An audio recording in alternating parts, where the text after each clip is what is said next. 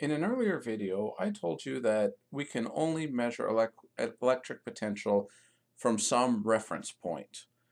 And that is very true, but I'm going to show you in this video a way that we can get around that. Now, the real way to do this is using calculus, and we're not going to show that here. We're going to just show you the result, first of all, and that is here that the electric potential is calculated as kq over r. Let me show you two ways that we can consider this algebraically. They're not the whole story. You need calculus to see the whole story, but let me show you this, this idea. Okay, first of all, mathematically, using algebra, we know that voltage is equal to electric field times distance. We're just talking magnitude, so don't worry about negative signs. Well, electric field is just kq over r squared. Well, your distance is going to be some distance r. Well, guess what? The r squared on bottom, one of the r's cancels with the r on top. So you're left with a voltage of kq over r. So algebraically, that's one way to consider it. Here's another way to consider it. You have a Cartesian coordinate with some positive charge down here at the origin. You want to know what is the voltage at some point right here. Well, what we've been doing is saying, okay, there's a voltage, there's some point B, and we want some reference point A. So you know what the voltage is at point A, you want to know what it is at B, and so you find your voltage difference. Change in voltage is how I've seen it before, but we've talked about it in these videos as VBA, the voltage difference between the 2 points. Well, we can also take that point A and move it way out here. And so we have a voltage difference between those 2 points. Our reference point can be anywhere we want it to be. Now here's the secret. If you look at the equation V equals kq over r, that means that voltage is proportional to 1 over r. Then this would be the 1 over r function. As r gets larger and larger and larger, it gets closer and closer and closer to 0. So as r gets larger and goes closer to infinity, then your voltage gets closer and closer to 0. So if you have VBA, which would be voltage at point B minus voltage at point A, or KQ over R,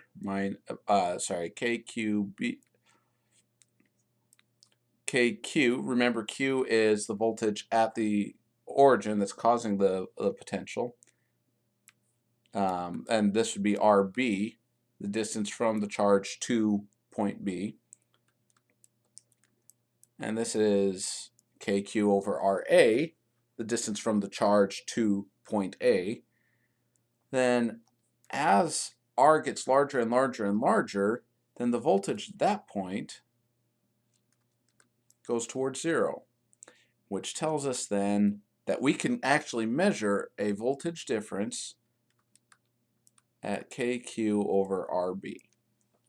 Just so we can get around this problem of just using this equation at one point when voltage can only be measured with respect to some reference point. We can get around that by putting our reference point at some infinite point where the voltage tends to 0.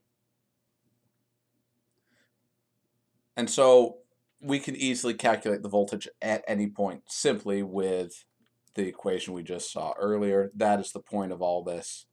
We're still measuring a voltage difference, but the reference point, there is no voltage there.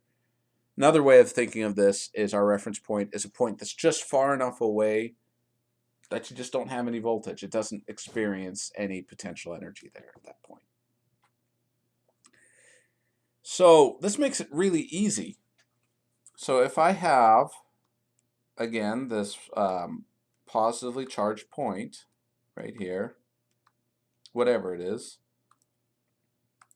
And I want to know what's the voltage at this point. Well, now I just use that equation where R is the distance from that charge to my point.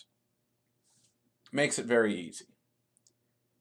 One more point here to make with this, and that is measuring the electric potential due to an electric dipole. Well, when we talked about electric fields, remember that we said that the total electric field is the vector sum of all the electric fields acting at a point. Well, we do something similar, except that while electric fields are vectors, voltages are just scalars. So with voltages at a single point, you don't need to add using vector addition. You can just add the values up. For example, if you have a positive charge here and a negative charge here, and you want to know what's the voltage at point P, well, let me redraw my positive charge in red here.